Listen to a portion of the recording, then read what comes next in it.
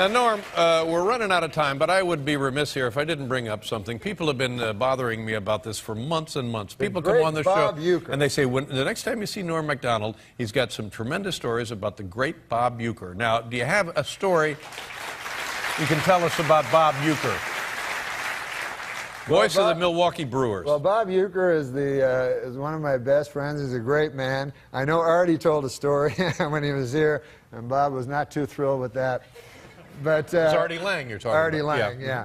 But Bob is a very, very funny man, and I often go in the booth with him, you know. Oh, sure. So one time we were there, and John Fogerty was in the audience. Mm-hmm. You know, a fortunate son, you know.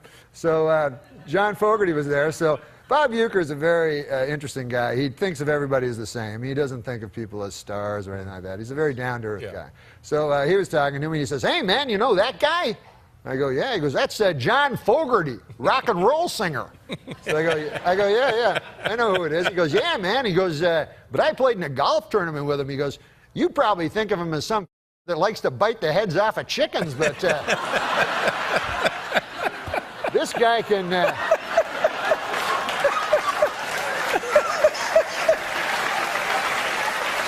That's exactly how I think of him.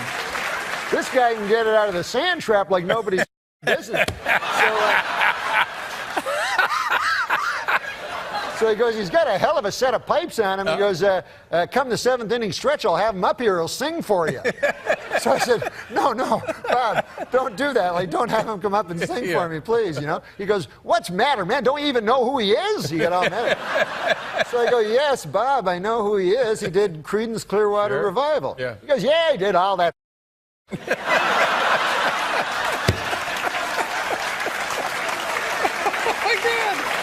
Oh, my God. Well, there you go.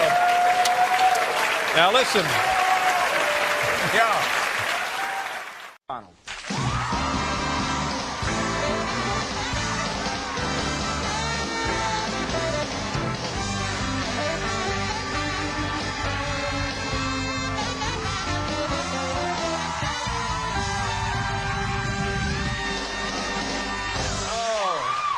Man, thanks so much for coming. Norm, people don't know this.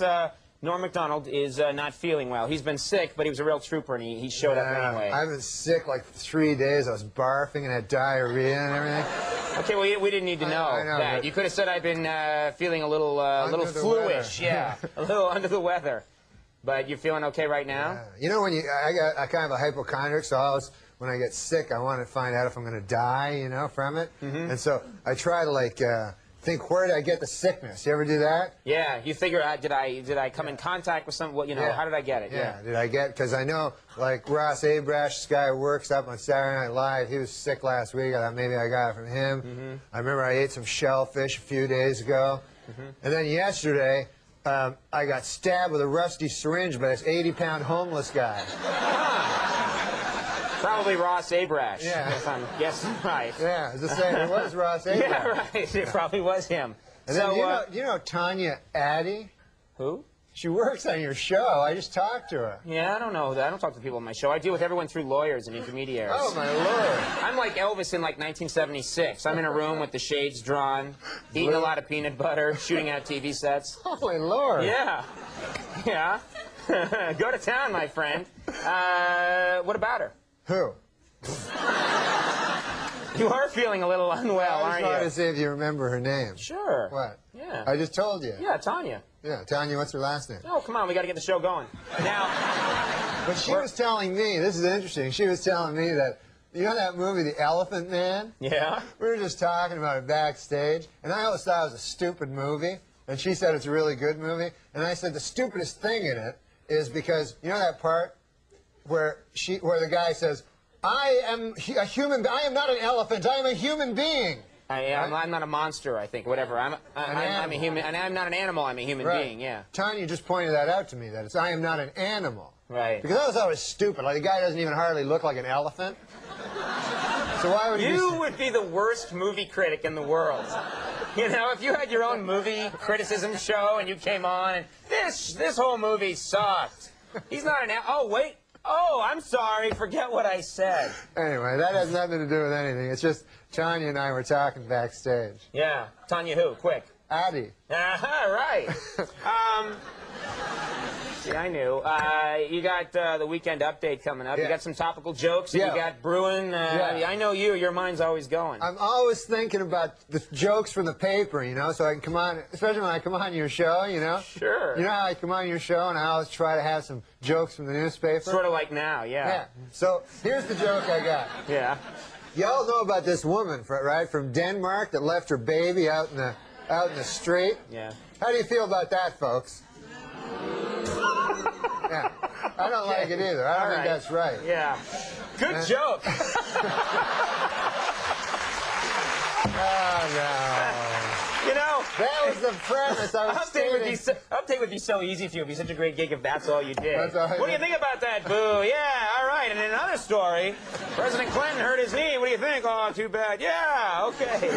No, the point of it is this. I have a joke about it. Okay. Because they got reunited today. Oh. It was in the newspaper, in the New York Post and the New York Daily News. And so I was thinking, now they're flying back to Denmark, and this crazy woman puts the baby out on the wing.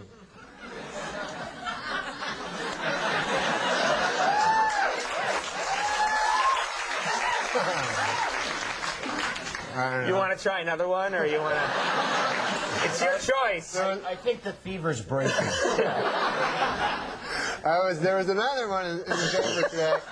You realize that this now doubles the pressure on this one. Right. So No, everyone, this creates a real tense TV No, moment. I swear to God, this one will really do well.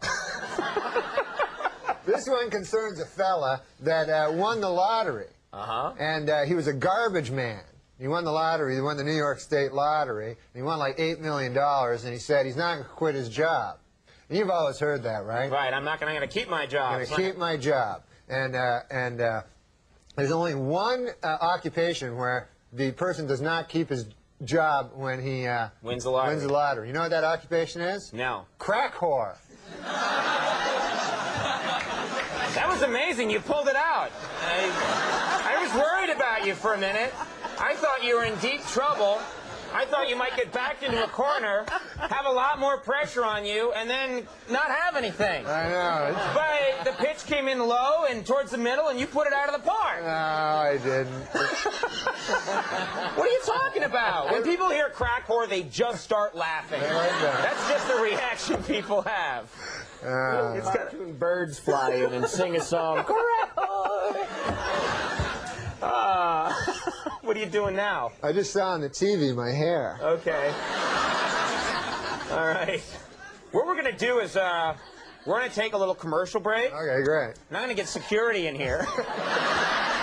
And then we're going to come back and we're going to talk to you some more because you're going to have some fluids during the break and stuff. Fluids? Yeah, you'll see. We'll get that Tanya girl to get them for you. I thought when you said that, I thought you meant fluids out of my ass.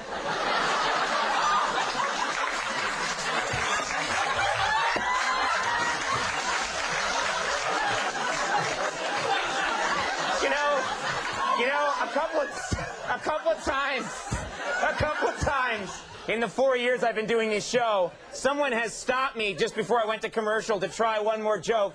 That was the most worthwhile of all this time. We'll take a break, everybody. We'll be right back. But first, I have to do a plug now for AT&T. Oh, man. I'm going to get sued so bad. First, this message from AT&T, right? From diarrhea into this. AT&T, it's all within your reach. Go to commercial. Go to commercial, Lou. We'll see you in a second.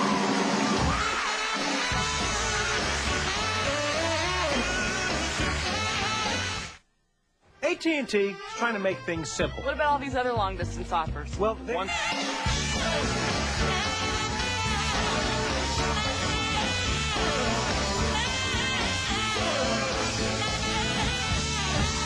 We're back, everybody. We're with a rehydrated Norm Macdonald. How you doing? Good, man. You know, I'm over here, yeah. You did the White House Correspondents' Dinner. Oh, yeah, I didn't yeah. catch the whole thing. I caught, I think, the second half of your act. This is a big tradition in Washington. The president speaks, and then they get a comedian to speak. Yeah. And you did a great job. You were really funny. They have the president comes up and talks, and he has a lot of fun. He does jokes, you know. I didn't know that. I thought he'd just talk about the country and stuff like that. But he does jokes. Yeah. And then he kills, you know. He does great because he's the president, you know. And then you have to go on after him, after the president. See, I did it one year, and I was the last guy, I think, who got to do it. I went first, and then the president spoke about issues and stuff, and it was much better that way. Yeah. But you had to follow him. You had to follow the president, you know, and that's not good, you know. You ever hear that? There's an old show business maxim: never follow the leader of the free world. You know? I know that one, yeah. I can't even follow Carrot Top, you know? Now I'm trying to follow this character, you know? You know, we have a photo of Carrot Top always on the ready. Don't we have a photo of Carrot Top, Liz? Let's see, just where to is it? put it up, just so people can see Carrot Top. He's a good guy. Yeah, but how did, it went good. I saw some, you know. Yeah. It must have been an impressive event. It was cool to meet the president, although he's always all crippled up now. He's got like... That's not politically correct. He's all crippled up. What do you call it? He's just disabled. Disabled, at yeah. the moment. He's handicapped. There you go. Actually, when you think about it, he's handicapped, and he's the president of the United States. He must have an unbelievable parking spot. When you think about it, you know? Look at it, right? He's got to be. It's a short walk. Yeah, it's very close to the building. Uh-huh. But, you know, when you have to, they made me do this. They made me screen my jokes with the Secret Service. You know those guys? Yeah. And so I had to give my jokes to Secret Service, and they were reading them, and they don't laugh, those guys, you know? They're not big laughers. They didn't. They're not risible.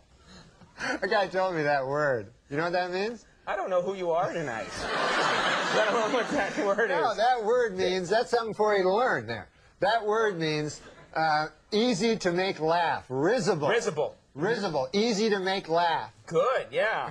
Okay, we wish we had some risible people in here tonight. Oh, yeah? So. Let's pack the audience with some risible people. No, I don't blame them. No, not at all. Why should you blame them? So, no, they're good people. They should have just gone crazy at crack whore. But I'll tell you this about the Secret Service. They have to learn a lot and come back. I'll tell you this about the Secret Service. Yes. I admire them because they have a tough job. Their job is to get shot. That's their job, getting shot in the belly. Well, no, I think their job is, yeah, maybe that's a byproduct of their job. No, that's their job. Oh, really? Yeah, their job's not just to hang around, listening in their ear things. Nobody cares about that. The president, he wants, if anybody wants to shoot him, he says to the guys, he goes, listen, instead of them shooting me, do you mind if they shoot you in the belly? Do you think he talks to him like that? They have a little huddle before he goes somewhere? Yeah. And man, I'm telling you, man, but it's scary because when I did my talk, they told me about the podium is like bulletproof and everything. The president has all, and before he goes into a room, they bring a bunch of dogs in to sniff out guns, you know? And it's like like if I was the president, holy God, I'd be scared the whole time. Really? You know? Well, no, he's well protected. No, but still, everybody wants to kill you. I mean, not everybody. Most people like you. You're the president. Right. But a lot of guys want to kill you. I don't think that's necessarily true. Oh, believe me, I was there. And did you meet anybody, any heroes of yours? You meet any big celebrities? Yeah, I met Larry Flint. He's not my hero, but he's a guy. He's a famous guy. Sure, he's famous. He's well known. Yeah, I enjoy meeting famous guys, sure. You know. And he came out, he's in a wheelchair, and he talks like this. He goes, "Wah, wah." But he was, it's not his fault. It's not his fault. No, I know. He was shot. So he said, because I was in the movie The People Against Larry Flint. Versus Larry. You were in the movie. The People versus. That was a famous movie, and you're in it. I was in it. I was one of the people that was versusing him. Okay. So I said to him, he said to me, hey, no, he's a good guy. He's a good guy. No, but this is what he said to me, Conan. He goes, hey, he goes, when you're in Los Angeles, you know, I told him I was coming to Los Angeles. He goes, when you're in Los Angeles, he goes, look me up. He goes, I'll take care of you. When other people say that, you think, like, that means nothing, but coming from him. Like, if my Uncle Phil told me that from Minneapolis, I'd think, if he went, hey, I'll take care of you when you come to Minneapolis, that means, like, I'll make you a nice chicken pot pie. You know? But Larry Flint, that means, you know, I'll get you a couple of hot, dirty broads, you know, and then while you're having sex with them, I'll come into my wheelchair. You know? Who knows what it means? Okay, well, Saturday Night Live, season finale. I should tell them about this. Yeah, it's going to be a good one. Yeah. Jeff Goldblum, who you know as the... My God Almighty! Someone shot a gun. Who shot a gun? It was the guitar feeding back. The guitar? Oh. Yeah, you're obsessed. I don't know. It was the guitar feeding back. So Jeff Goldblum, the Fly, he's going to be there? Yeah. He's many other stuff. No, also the dinosaur. Let's keep going. Come on, hurry up. And then Vogue. We gotta go. I'm gonna throw up. Norm Macdonald, everybody. Other people are coming up.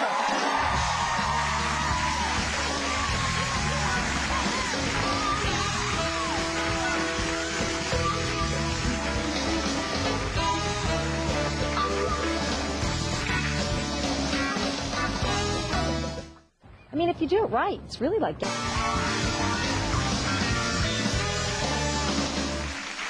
All right, everybody, we're back. Ladies and gentlemen, for the last 5 seasons, my next guest has played Allison Parker, one of the many dysfunctional but gorgeous residents of Melrose Place. Please welcome Courtney Thorne-Smith.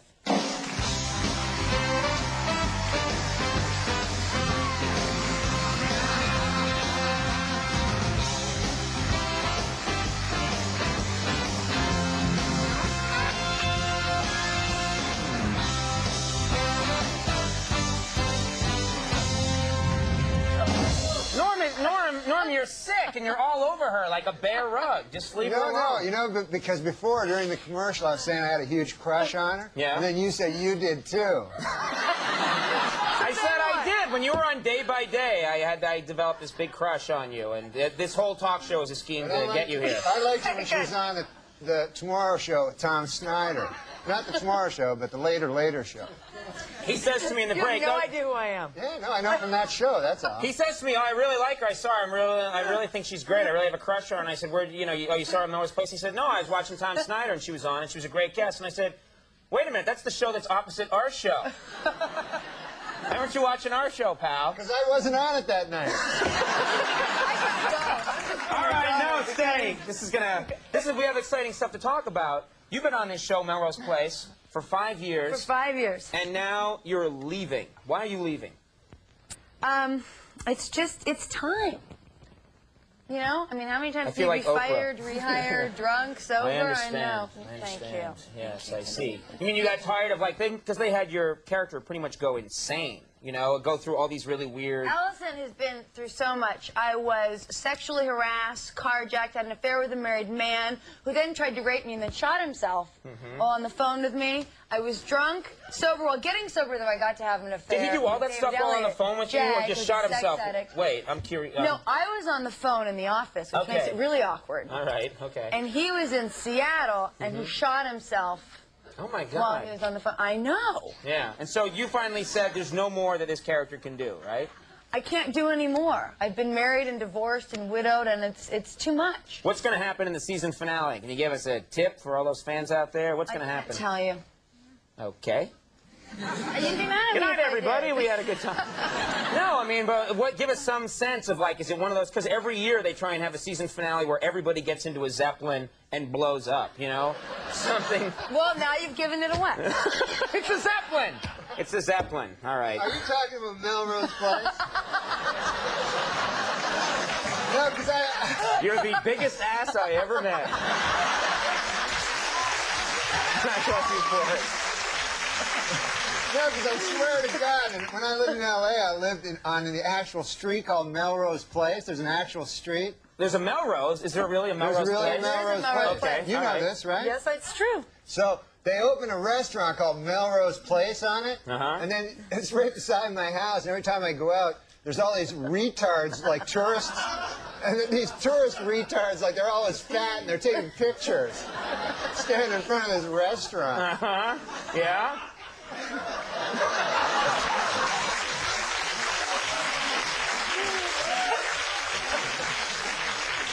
Well, thanks for the help, pal.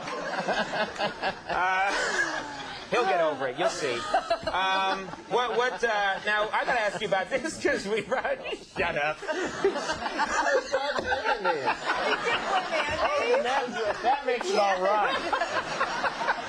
Well, I want to talk to you about something because this came up earlier in the show accidentally because I didn't know what Norm was going to talk about tonight, and it's best sometimes if I don't know. But he mentioned Carrot Top. You are making a movie with Carrot Top, right? I made a movie with Carrot Top. Okay. You made a movie with Carrot Top. It's not out yet. No, it's Can you not put the out yet. picture up of Carrot Top again just so we can all see him? Oh, there it is again. Yeah. All right. Okay. Wait a minute, she left Melrose Place to do a movie with Carrot Top? That's where I'm going, my friend. This begs the question now, why a movie with Carrot Top? Why a movie with Carrot Top? I mean, no, I don't know much about Carrot Top, you know? I don't know much about him. I'm a little jealous because he's a red-haired comedian, and I felt like maybe you'd do a movie with me first, then move on to Carrot Top, then to Ralph Mal from Happy Days. You know, it's sort of the three. There's an order in which you do movies with the redheads. What's he like, first of all?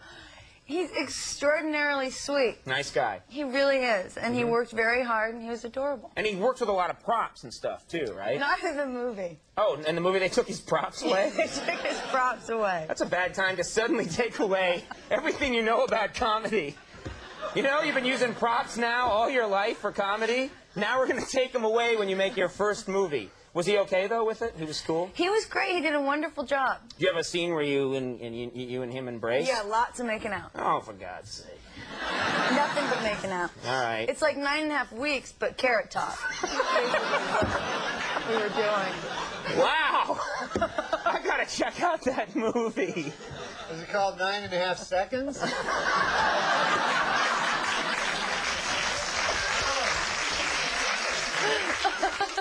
Like he's premature ejaculator. We got it. You know what happened? This is what happened. You know what happened? He said 9.5 seconds, and I'm looking at him because I know there's more. And I wait, and I see the glimmer in the eye, and then bang! I thought you were going to crack whore, but no. But what's the movie going to be called? Really? I know what it's going to be called. Yeah, what's that?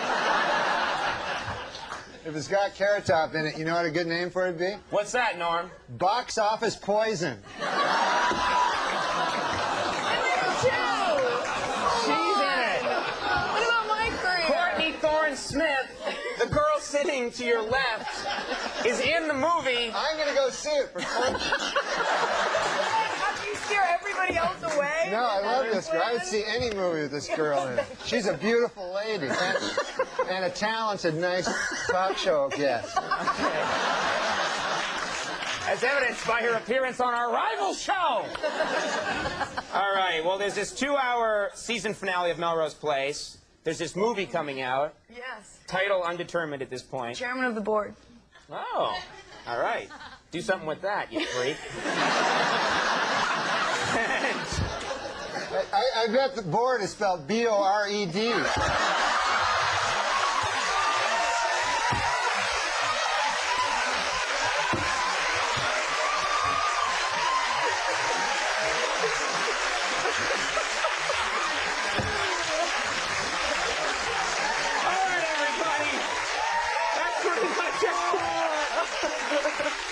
We're going to take a break now. We're going to have Collective Soul in a second.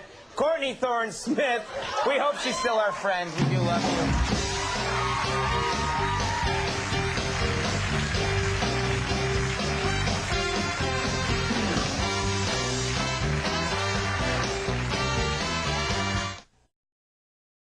Have you ever done anything in your long and storied career that you consider specifically to be in bad taste as you look back on it? Maybe at the time you thought it was a good play, but you look back on it and you think that was in bad taste. Well, sometimes, like in stand-up, I'll do jokes that are like one time I was doing this thing in San Francisco, and they were all gay people in the audience. They told me, so I figured I'll do. In San Francisco? Yeah. No.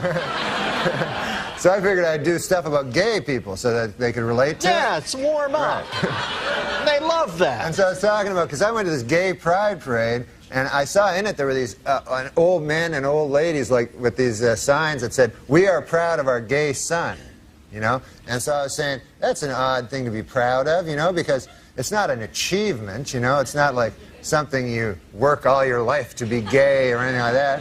And I just wondered, I had a hard time believing that these 50, 60-year-old men are actually bragging, you know, at work like they're, "Hey, Bill, you know, my kid, oh my God, we're proud of him, Johnny. He graduated from Harvard, you know, first in his class, you know what I mean? Now he's articling over at a law firm, and, oh yeah, he loves cock." You know? This kid. He can't get enough cock in his mouth, his ass, his kid's always cock. I got a picture of the boy here sucking another man's cock. I want to show it to you. To watch the maturation of you as an artist, to realize it took you 9.5 minutes to get around to the sucking cock stuff. It's beautiful to see you comfortable in your own skin, Normie. All right. Well, I'm glad you folks are in a great mood tonight. Our first guest is one of the funniest men working in television today. He is the anchor of Weekend Update on the popular Saturday Night Live program. Please welcome Norm Macdonald. Norm!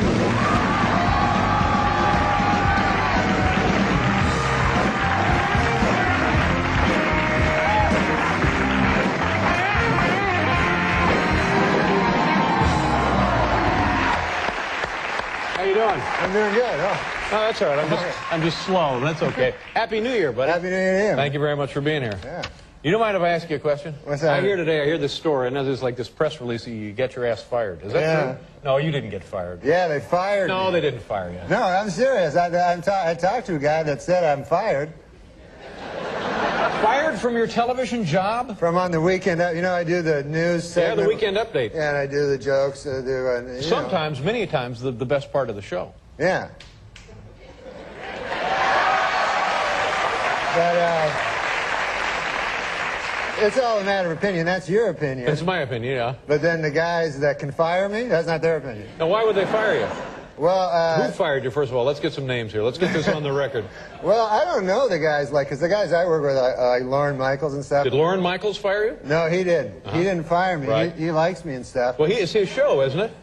I thought it was his show, yeah. But well, then how can a guy come in from the outside and fire you? Somebody from ABC fired you? No. They're NBC. What happens is you work on the show, and then there's these guys that hang out, like, in the halls. Yeah, we got them here. We got them here. And they're called executives. They're NBC executives, right? Yeah. And then I'd see them. I didn't know who the hell they were, what they did, you know? Now I know what they do. They fire me from Weekend Update. But they said that this guy, Don Ohlmeyer, who turns out to be the president. Yeah, now I know Don Ohlmeyer, and just between you and me, he's an idiot. Oh.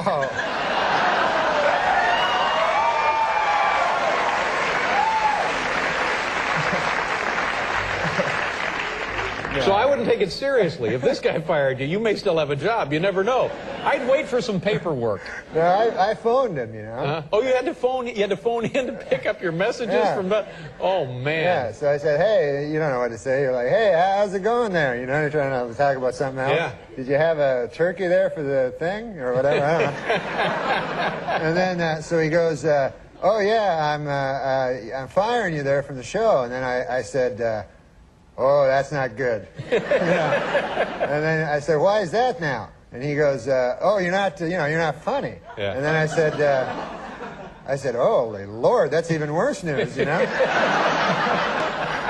He goes, no, I don't got nothing to fall back on. No. He's a good man. Well, he just fired you. What do you mean he's a good... What is wrong with you? You quisling? Stop that. I don't know what quisling means, but...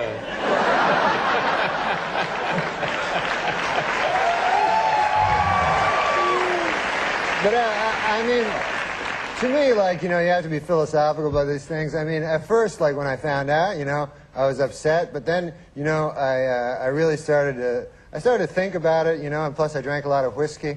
And then afterwards, the edge off it a little, I'm yeah, guessing. I just thought, like that. But then the next day I sobered up and I remembered, you know, that I still had some whiskey left. So you went right back to it. Yeah. But now, Norm, far be it for me to tell you how to lead your life or your career, because Lord knows you've been very, very successful.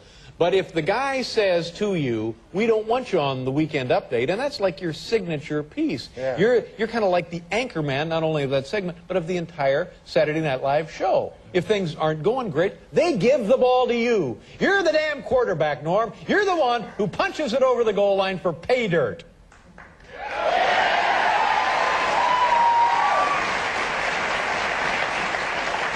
So now, well, I mean, if Mr. Big Shot Cologne and Cufflinks, Don Ohlmeyer, if he says, we don't want you on the Weekend Update, adios. I'd get in the cab. Absolutely. Hit the dirt. Come on over here to CBS. We'll get you a nice show. We'll put you together a nice show for you. All right. You're no Quisling. I've never been called that. Well, now, will you stay on the rest of the show? Yeah, I'm going to stay. Like, I do also, other than doing an update, I do like sketches, but like I stink in those. So that, you know, he thinks I'm funny in those. Yeah. Oh, it's just the Weekend Update. He doesn't think you're funny. Yeah, he doesn't think I'm funny in Weekend Update, and God only knows. I mean, you know. It's just a matter of opinion. He also thinks that O.J. is innocent. So. Exactly. Don't let this pinhead push you around, for heaven's sakes. No, he's not a pinhead. He's a fat guy. There we go now. Come on, Norm. Let's go. Let's get a little heat on here. No. It's funny when you don't like a guy just because he's fat, you know what I mean? No, it has nothing to do with him being fat. No, it doesn't have anything to do with him being fat. You don't like it because he's a dope. No, it's just you know what I've always said is, I've said comedy is subjective. Mm-hmm. I never really said that before. I didn't think I usually say whiskey is good. Yeah, that's right. But Norm, you're very, very funny. You're like the strength of that franchise now. Well, do you know any guys over there you can give a call to or anything? Well, yeah, they're going to take a call from me. You're lucky they took your call so they could fire you. Are you kidding? But there. Are you getting some support from the rest of the cast members? Well, you know, the people on the cast, like, they go, you know, when you work at a place, you know, some people like you, some people hate you. But, oh, yeah, you don't need to tell me that. So, you know, people come up to you and go, oh, man, I'm sorry. And then either they're sorry or they're not sorry. Yeah, that's right. So how the hell do you know? No, you don't really know. But you can tell. Well, sometimes you can tell, like, you walk into a room and then everybody will stop talking. Mm-hmm. And then so you go, hey, were you just talking about how you were glad I got fired from the update? And then they go, no, we were talking about hats. But now let me go back to this, and I don't want to embarrass you again, but if Lorne Michaels, the guy who created the show, the guy who's kept the show in business all these years, it's his show, Mr. Big Shot, Mr. Table at Orso's, Lorne Michaels, why doesn't he step in? Why doesn't he throw himself in front of this gorilla to save your job? What's going on there? With that? It sounds to me like he's a Quisling. He is? Well, that's what it sounds like. Maybe we can get a dictionary at the break. But you know what I'm saying? This is the guy. Didn't Lorne Michaels hire you? Yes, he did. Well, then who ought to be able to fire you? Lorne Michaels, right? So where was he? Did he fire you? No, he didn't fire me. But he's like your buddy, right? You're buddies with Lorne. Yeah, he's a good man. And now, what did he say to you? Been very supportive of me. Well, I guess not. What did he say to you? He said to me, he says, he said, look, Norm, this is the deal. You know? He said, I want you to stay on as Weekend Update. Oh, good. Well, there you go. Well, great. So you got the job back. That's good news. Attaboy. Congratulations. Hang on. Stay right there. Think about it. We're going to get this straightened out. All right, Norm? Good to see you, buddy. Okay. We'll be right back here with Norm Macdonald.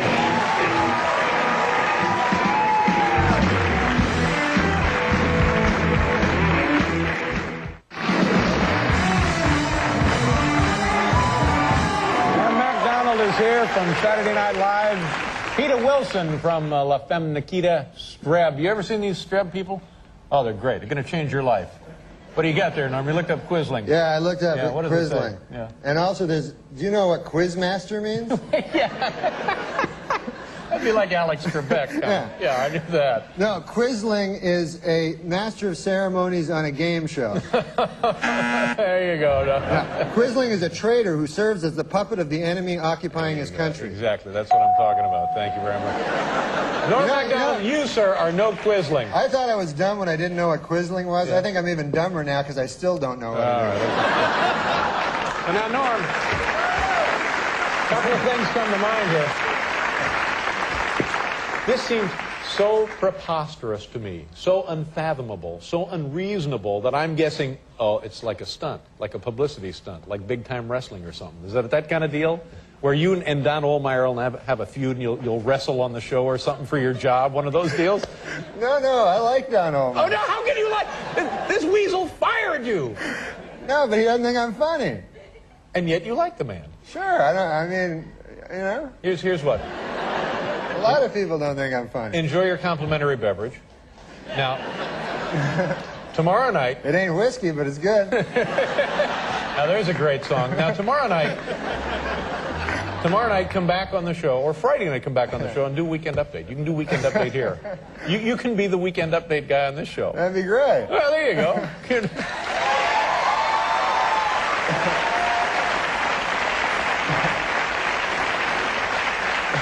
Now, who's taking your place on the Weekend Update? I don't know. Apparently they had some press release today, but I don't read the papers, that wasn't good either. No, not if you're in charge of Weekend Update to just blatantly admit that you don't know what's going on. I did too many Nixon jokes. Yeah.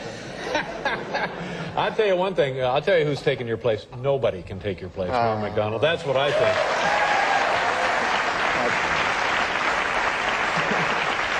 You don't seem to be taking this too hard. You seem to be taking it pretty well. Well, I mean, I don't know, because if somebody doesn't like you, then and they own the joint, you know, that's fine. I mean, I don't know. Why would you want to work in that atmosphere? Why wouldn't you want to take a hike and say, well, I'll show you. I'll take my little Weekend Update someplace else and bury you punks? I don't know. I guess I'm a damn Quisling or something.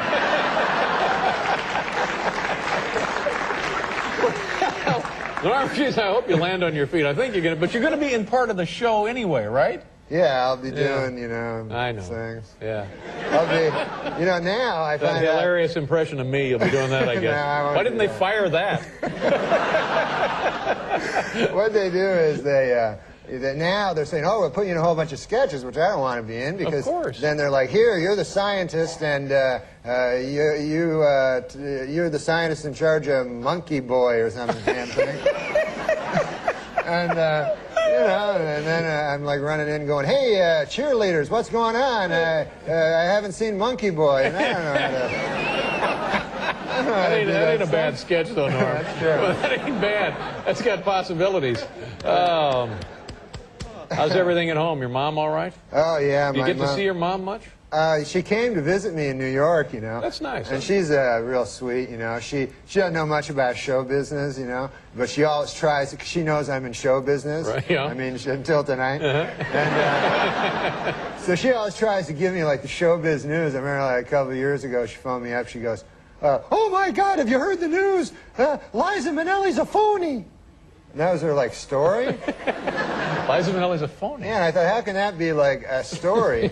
Like, I'm sure she probably is a phony, you know, but how would that be a scoop? And then, like, it took me a while to figure out. She was talking about them, remember Milli Vanilli? Yeah.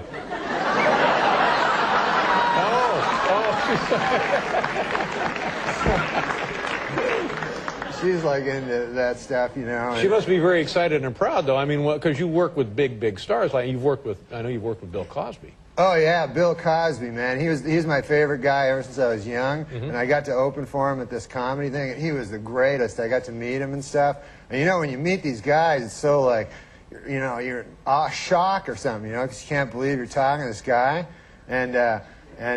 So I told him, I said, you know, he's always funny. He has that funny way of talking. So I go, hey, hi, nice to meet you, Mr. Cosby. And he goes like, yes. Yes! You know? Yeah. And then you just laugh, you know? And then, so I go, oh man, I go, you're my favorite, you know? And ever since I was a little kid, I always listened to you. You're my dad's favorite comedian ever, you know? And he goes, now, where is your dad from?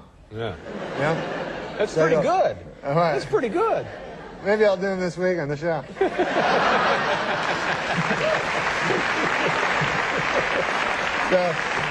So I tell Cosby, you know, I say, oh, my dad's from Ottawa. So he turns to his buddy Ben as his manager or something, and he goes, Ben, we aren't Ottawa, you know? And Ben goes, yes, we are playing Ottawa soon. Ben understands everything Cosby says. And he goes, yes, Mr. Cosby, we do have a gig in Ottawa and coming up.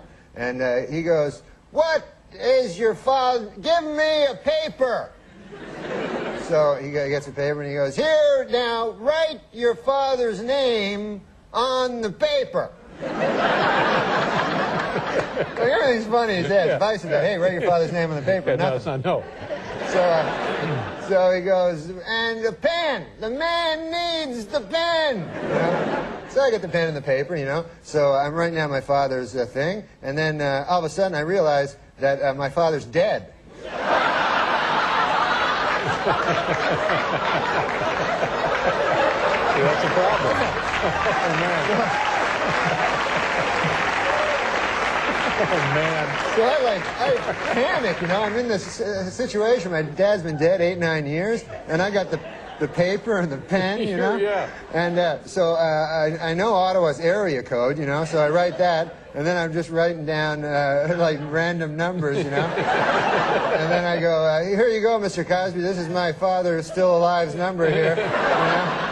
And he's like, hey, get up, you know. And then, so I thought, God, man, that's a stupid thing I did, you know.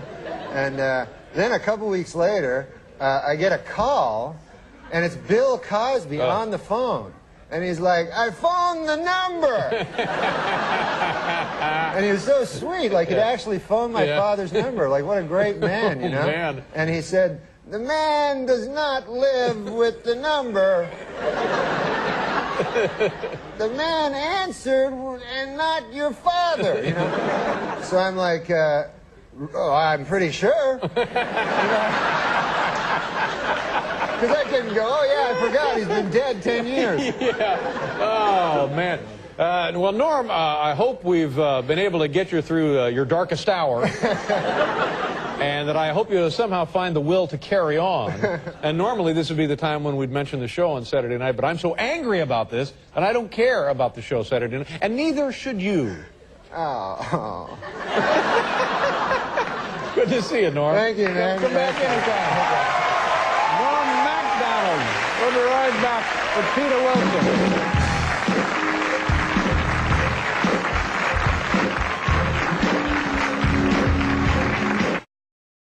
I would guess that one of the good things about this, you had some time off. Have you taken some vacation? Have you gone anywhere, traveled? Yeah, I went. I wanted to get away from all the showbiz, crazy showbiz. Yeah. So I decided I'd go on a vacation, you know. Great. And I don't like to go to hotels because all my years of doing my nightclub act, I don't like hotels. Yeah.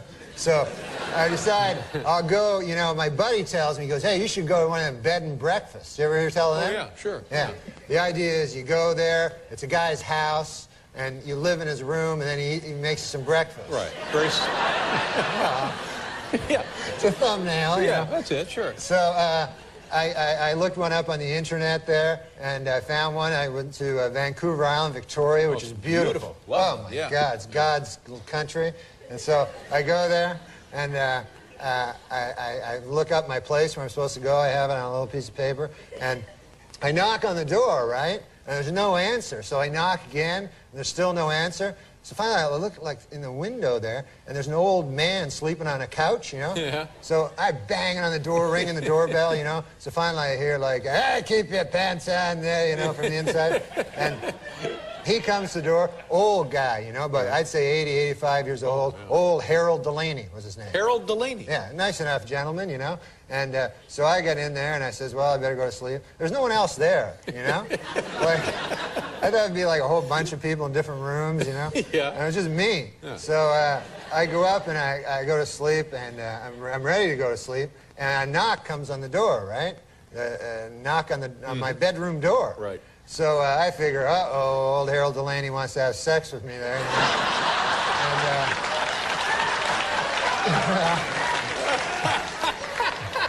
That's the first thought that went through your mind, huh? Well, I'm a young fella. These days, anything not a goes. bad-looking guy, sure, yeah. I'm not a...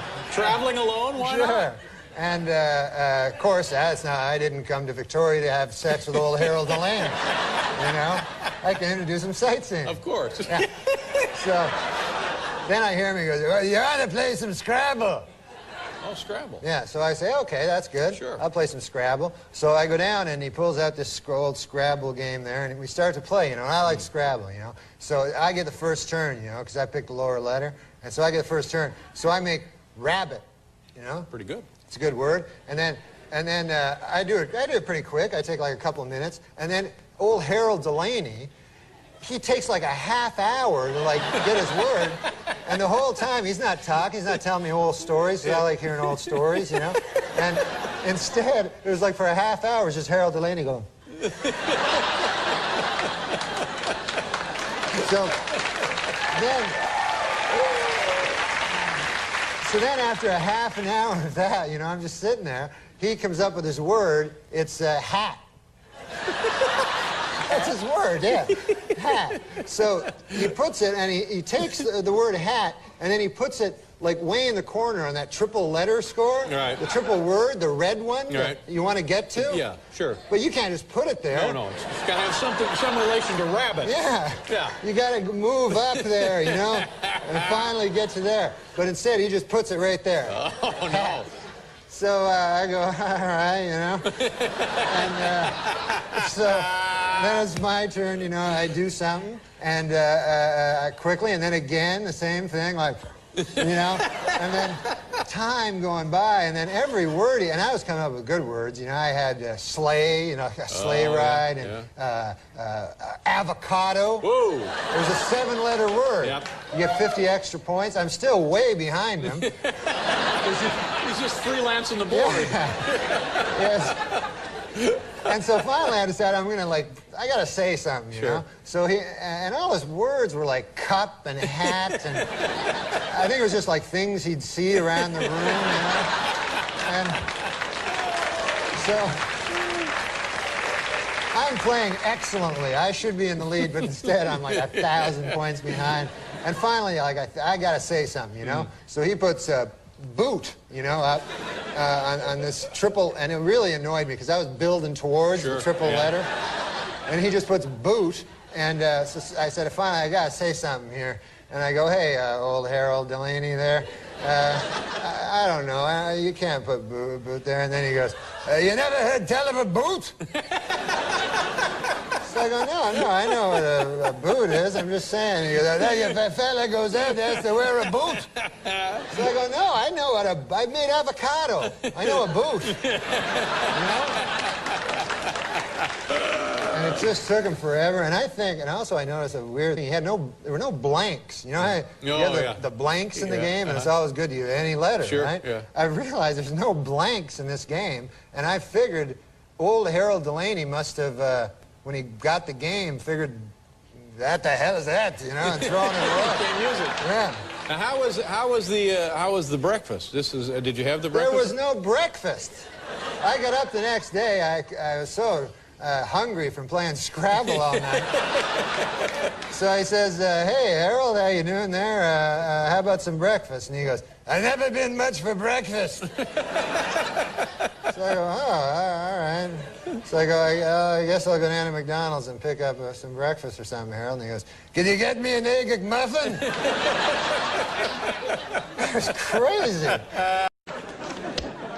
Our first guest is a very funny man with his own brand new television program called The Norm Show. It premieres Wednesday on another network. Here's our good friend Norm Macdonald. Norm?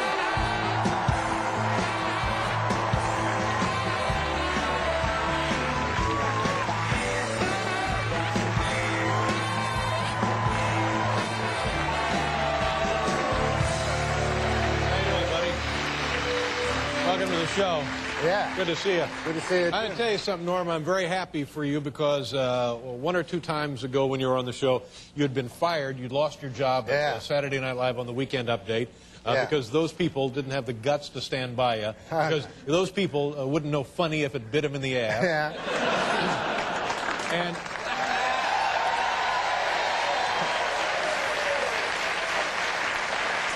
And they, of course, were hoping that they'd never hear from you again. Yes. They were hoping, of course, that they had squashed out another career. Right. They thought, oh, okay, that's it for him. We don't have to worry about... Well, I saw two shows that you did, two of the Norm shows. Oh, yeah? I guess shows... They're unbelievably funny. Oh, you like They're great shows. Oh, that's nice. And I believe this thing's going to be a huge hit. And then, and I don't want to tell you how to run your career, but then just line up all those punks over there at NBC. You know, your Don Myers, your Lorne Michaels, your Skippy, what was Skippy Lowe, yeah. Skippy Henderson. Yeah. Oh, Skippy Lowe? You just line up all those boys and tell them to kiss your ass. Oh.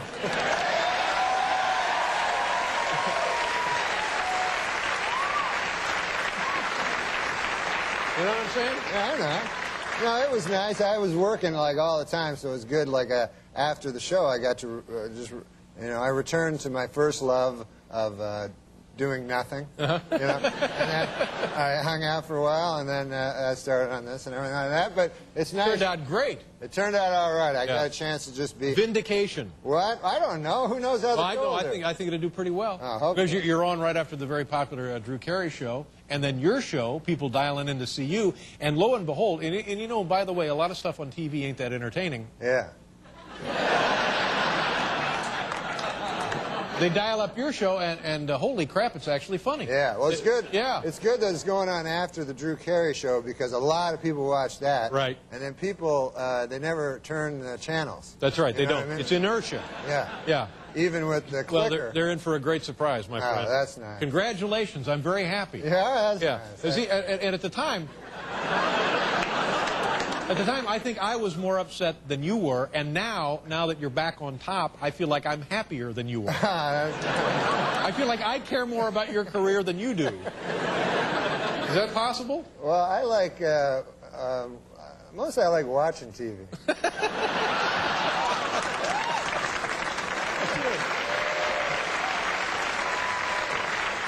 Did you, if you like watching TV, you had your hands full last night with the Academy Awards. You had 4 hours there. Did you, Yeah, you get to see any of that? Well, I watched it all. I don't know the movies this year, you know? The nominees? Yeah, I don't know. I didn't see it. The only movie I saw was the Life is Beautiful movie. Oh, Roberto Benigni. Because I love Roberto Benigni. Entertaining. Yeah. But I'd never seen him in a movie. The only time I'd ever seen him was on your show, and he was always real funny. Yep. And so I went to that movie. It was in Life is Beautiful. And I'll tell you something about that movie. It might be a great movie and everything, but it's got a huge drawback. None of the characters speak English. You know? And for me, a person who it's the only language I understand is English. Exactly. You see? So I'm screwed. I'm like, what the hell? And then, of course, and then the title is English. They fool you, you know? Yeah, oh yeah. Life is beautiful. Those are all 3 English words. Yeah, there you go. So I wouldn't have gone if it was like amore, d'amore, more. You know what I mean? That's an Italian word. Is it? I don't know. It's the only Italian word I know. Yeah, well. So, and then I get in there, so it's all these dudes speaking Italian, you know, and I'm trying to, and so what they do is they put words, you know. Subtitles. Yeah. So now now I have to read, which is the reason I go to movies, so I don't have to read.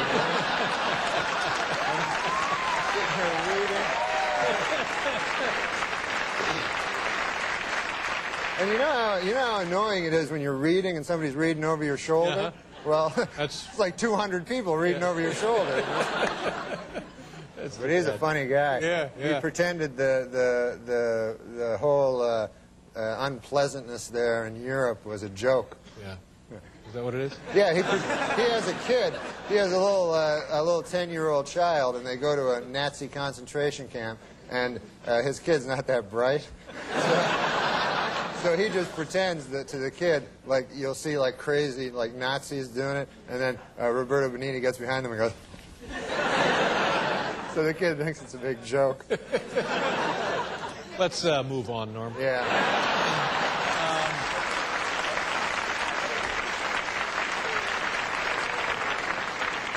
Anyway, you're living in Los Angeles now, where you do your hit TV show. Yeah.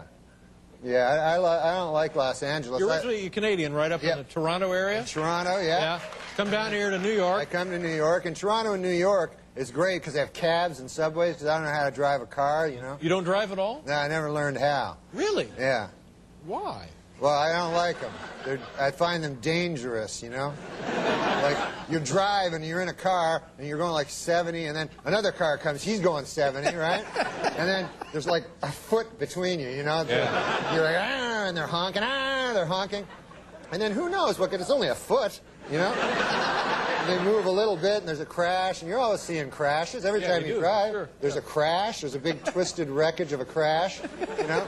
And nobody seems to care. They're like, oh, I guess I'll be late for work. You know? So you don't drive at all?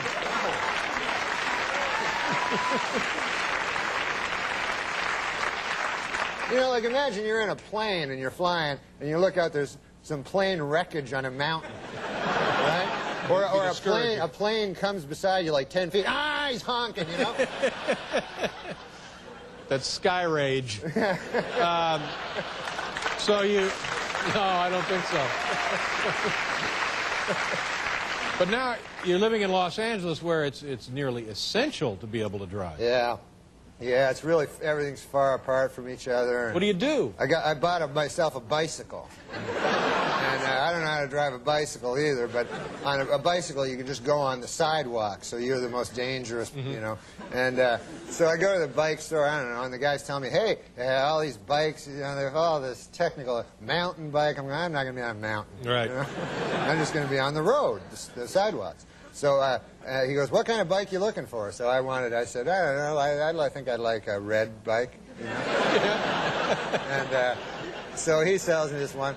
And it's very complicated nowadays. You got to get a lock, you know, and the locks, they aren't like the old days, just a soft lock. They're hard. He goes, the hard lock that you have to, it's, you know, because he says, we always got to stay ahead of the bike thieves, you know, bicycle thieves. So, this bike lock was impossible to turn on. Combination kind of deal? Oh, you had to go around the thing and, like, twist it. Anyways, so it's hard to explain. So I drive on my bike to get some groceries over at Ralph's. And you shop at Ralph's? Oh, Ralph's is the best. Is it nice there? Oh, yeah. If you like apples. Yeah, oh, yeah.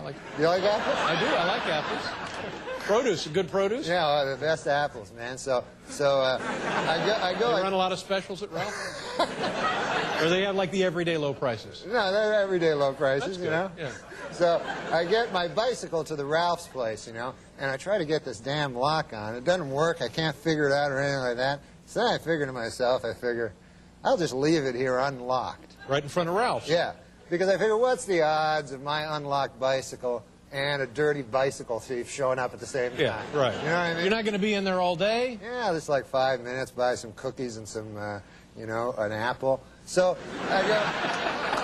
I get my groceries out. You know, I bought a lot of groceries, you know. I bought a whole bunch of groceries, and I get out. My bicycle's gone. No. Yeah. Some dirty bicycle thief has stolen it, you know. My God, Yeah. that's unbelievable. You have terrible luck. Yeah, it's just a happenstance that happened. So there's a security guy there, you know, the Ralph security guy. I run up to him. I say, hey, man, did you see somebody steal a bike? And the guy goes, no. He says, I saw somebody just get on a bike and ride away.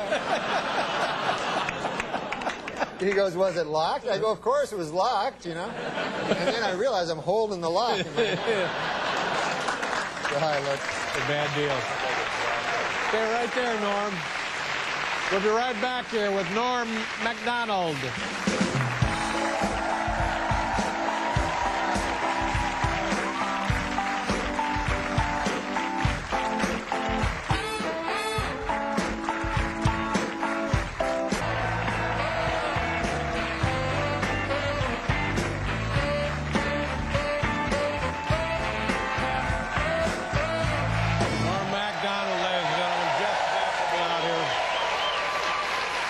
I tell you right now, I wish the Norm Show, that's what they call it, the Norm Show. Yeah, I wish that was going to be on the CBS network instead of the ABC network.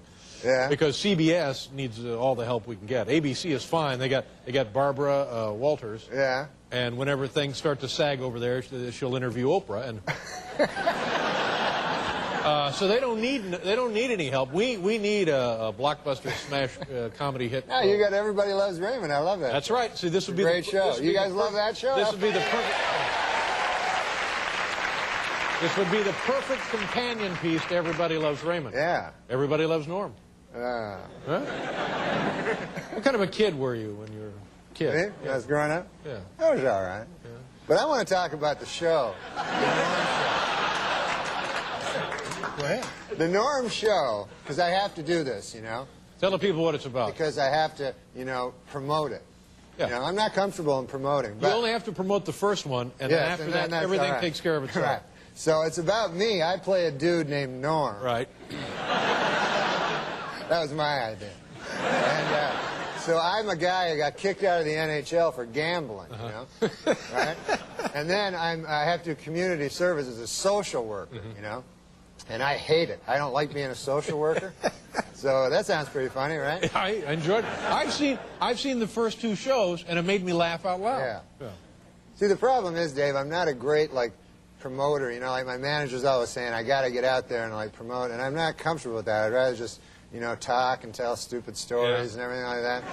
So I was thinking, you know, like, since my managers always, oh, you got to promote it, I was thinking that maybe he could come out and just promote it himself because, you know what I'm saying? You have a manager? Yeah, I got a manager. I had to because I only had an agent, and he was no good. And then they said, you got to get a manager.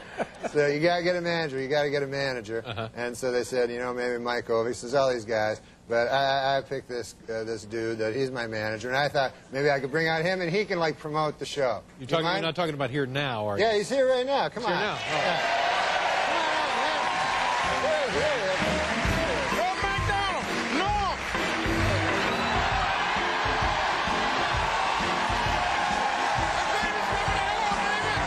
Meet Norm! How you doing, man? Pretty man. Love you, brother. Love you. Norm Macdonald, y'all. Norm Macdonald, here he is. Put the C in comedy. Put the L in levity. It's Norm Macdonald, and it's our show on Wednesday night, 9:30 on ABC. Yeah. Oh, I'm excited. I'm excited. Oh, can I sit down? Oh, I'm excited. Norm Macdonald, y'all. Yeah. On the great David Letterman.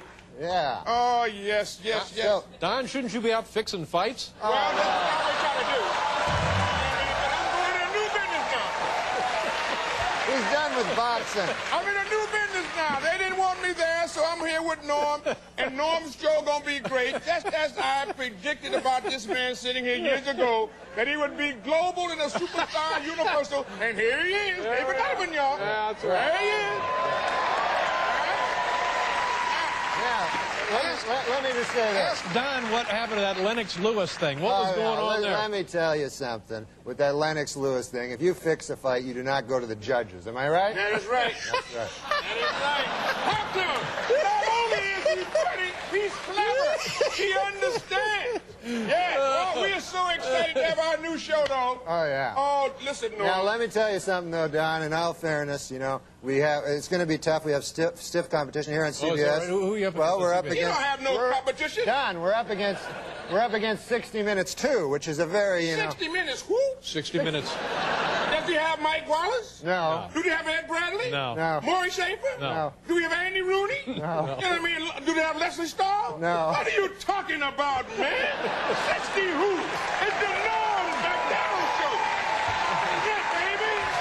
What are you talking about? You ain't got no competition. You gonna soar like an eagle, baby. Oh, man, this is a great comedy act here. I'm telling you, this man is good.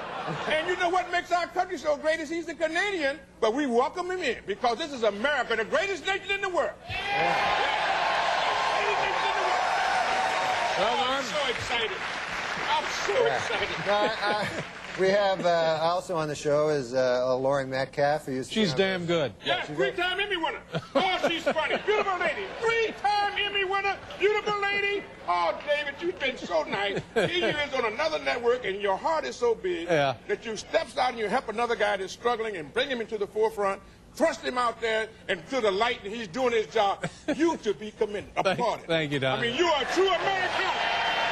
We're not done with this? Well, I just give Don a standing 8 count or something. Oh, I'm so excited, Don. Don, since I've been in business with Don, my career is going excellently. You know, it really has. He really is a great manager. Norm Macdonald. I'll tell you, Don King, ladies and gentlemen.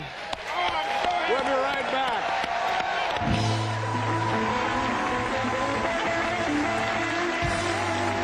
I saw a hypnotist when I was a boy, when I was a teenager.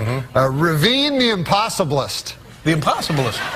And you saw him in a theater? Or? Yes, in a big theater. And I don't know if you've ever seen these shows. They bring up guys from the audience, and they talk to them, and then one guy can speak Martian. And then he touched the other guy. Ooh, he can do something else. And then a quarterback. And then another guy's a chicken. So anyways, they go, and everybody runs around. So anyways, I'll never forget, I was sitting there on the aisle with my brother, and the guy that thought he was a chicken came running by me, pecking at things, and, you know, cluck, cluck, cluck, and all this.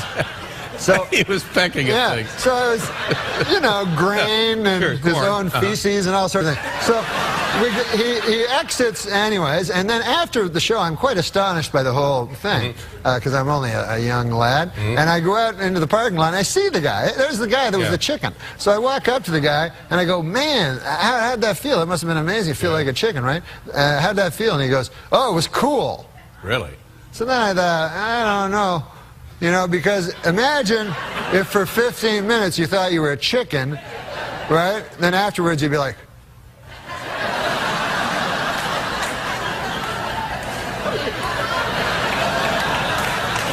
And then I go, I say, how'd it feel? I act like a chicken. He go, You know, he'd have to spend the rest of his life trying to get back on track because his mind had been shattered.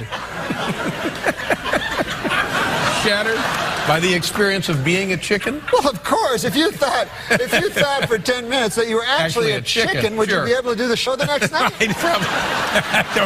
Well, I guess not. Or would you go, no, that was cool? You're exactly right. With Norm Macdonald, and you can see it April 12th on Comedy Central. Here he is, the always entertaining Norm Macdonald, ladies and gentlemen.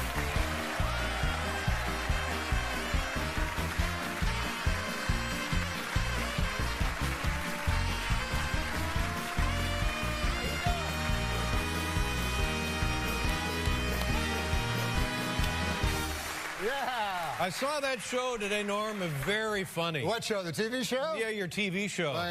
Congratulations. And by the way, you look very youthful. And how come we haven't seen you in 2 years? Oh, how come I haven't been here in 2 years? Yeah. Oh, man, I've been busy. I got a kid, you know. I know. How old? Well, you got a kid? Yeah, I do. How old's Harry? He's 7. Yeah, man, they grow up so slow. You know, it's barely discernible. Isn't it? Yes, how old is your son? He's 18. They get far less cute. Yeah. They're not as cute when they're out on the lawn punching you in the chest. Yeah. Well, anyway, it's good to have you here. Oh, it's good to be here, and, man. In addition to the new show, the Norm Macdonald Sports Show, you have like your was it your first stand-up special? Yes, I did a Comedy Central special. Great. One of 40 they did this year on Comedy Central. And but it was fun. But I got a weird time. They showed it at 11:30 and on Saturday, and it turned out that was during this thing called Earth Hour.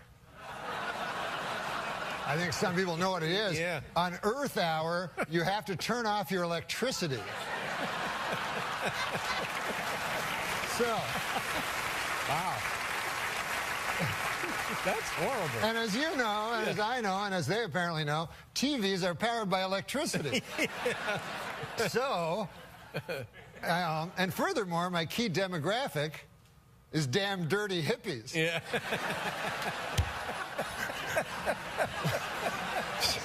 Oh, man. Well, you know, what are you going to do? Took one on the chin there. Yeah. Now, listen, I'm very surprised and impressed about this, that you've built kind of like a Twitter following. Yes, well, I'm an internet sensation. Whoa.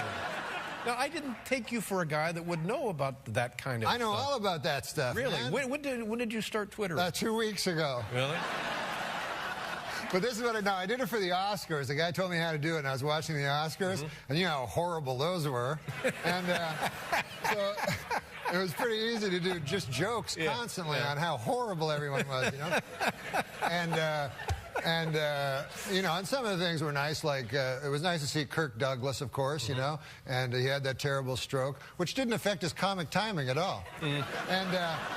But so I twittered, and I ended up twittering 190 tweets. Whoa! And which is, it turns out, it's way too much. Really? So people started telling me to stop. Anyways, get this: just earlier, this happened right before we came on the show. I walked out here. Yeah. I'm in some kind of Twitter feud with Steve Martin. I know that Steve also actively twitters. Yeah. So this is what happened. Dig this. You know how to tweet? No. You don't know how to tweet? No. Where you been? He writes a tweet. I misunderstand it. I reply. Let's hear what he says. What he said? Yeah. Okay. Well, this is what he said. I'm not really that great at it, but he said, "Has anybody seen my hat?" Now, I'm looked everywhere for it. I can't find my hat. Right. So I say, was it a brown fedora with a red hat band? But what I didn't know is he sent a twit pic.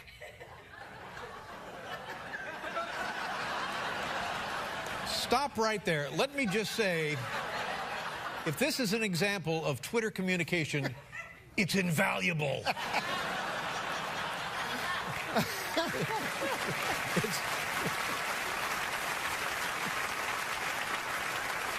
What do you think I should answer him? This is the last thing he said to me. He goes, this just came in 9 seconds ago. He goes, still mulling over this tweet from Norm to me. It's so enigmatic. Is it a put down? I don't, honestly, I mean, he lost a hat, right? Yeah. And then you responded, is it with a red hat band? Yeah. None of this makes any sense. Yeah, it's a generational thing. Oh, that's I guess so. Well, what isn't? Now, I will tell you what's cool about the internet and being an internet sensation and stuff. On the YouTube now, everybody, you know, I don't know if you remember but the famous, and did you ever hear the Andy Williams quote? In the future, everybody will be famous for 25 minutes? Yes. I think it was Andy Warhol. Huh? Andy Williams was Moon River. Oh. Andy, well, it's a generational thing. Yeah, okay.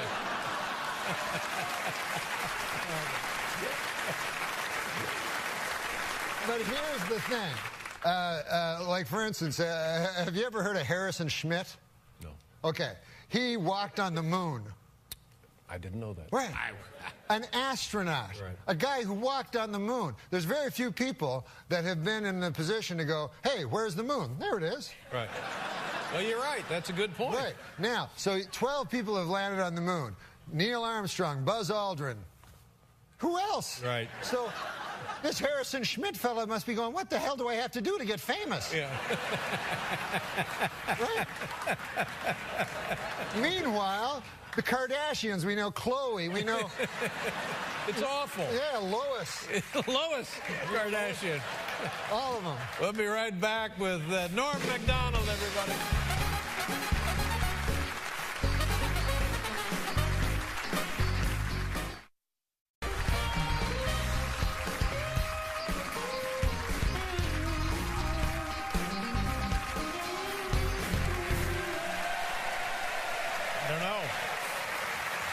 You can tweet Steve Martin. Can you tweet him right now? I can tweet him, yeah. Or just tell him that I said hi. Oh, okay. Yeah.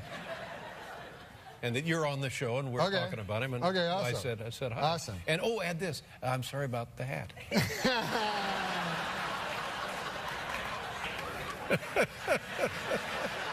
You know what's great also, while I do this, I'll tell you this. The great thing about the blogosphere. Now, the great thing is this, that you have friends, you see what I mean? Yeah. Now, on the computer, I have about 160,000 friends. Whoa. In real life, I have 2. But I actually like my friends on the blogosphere here, because this is the thing. Like they can go like in real life, right? Your friend will go, "Hey, my grandmother died this morning," and then you go, "Oh, good. Do you want to come over to my house and talk about it for 4 hours?" And then on this thing, your friend can go, "Hey, my grandmother died today," and then you go, "Unfollow." Now, Norm, do I remember that you were... I'm talking to Steve Martin! Okay, I'm sorry. I mean, if you just get that over to him by Labor Day, that'd be... do you still gamble? Somebody told me that you... or did we know that? Yeah, I used to gamble. You don't gamble anymore? No, I gamble anymore. Was it a problem? Did it get to be a problem? Yeah, it got to be a problem, man. And then I tried to do it smart. Every time I tried to do it smart, a bad thing would happen, Like you know? What do you mean? Well, one time I was trying to handicap baseball, you know, which you can actually beat baseball if you handicap it properly. So I was trying to handicap, and I figured it out for like 3 hours, and I went down to the book in Mirage, the sports book, went up to the fella, you know, and there was a guy beside me, a big fat guy, you know, and he was dressed like real rich, you know, and he opened a big attaché case filled with $10,000 chips, pulls out like $750,000, and he's going to bet on this boxer, you know, a fighter, you know? Yeah. And it was a 4-to-1 underdog. So I said, I'm not going to bet my baseball bet. I'll just bet on this 4-to-1 underdog, you know? He must know something. Yeah, because this guy must know something. He's probably in the mafia. So I go and watch the boxing match, Dave, and my guy that I bet on, gets knocked out in 25 seconds. Oh, no. Whoa. So I go back to the book. I go, what, that guy from the mafia? What? He goes, that guy's not from the mafia. He goes, that's old long shot Louie. He goes, he's a rich guy, he loves long shots. Well, there's just no winning, is there? No, there's no winning. Nobody ever wins. Now, this sports show with Norm Macdonald premieres, you know, it's my birthday, April 12th. That's your birthday? I saw it this afternoon. Very funny show, and I think it's going to be a huge hit for you. You want to hear a sports joke? Yeah. Oh, you like racing cars, right? Yeah. How about that Daytona 500? Yeah. How about that kid that won? Right. How old was he? Like 20? Yeah. He raced all around. You know why he went so fast, apparently? He was texting the whole time. It's generational.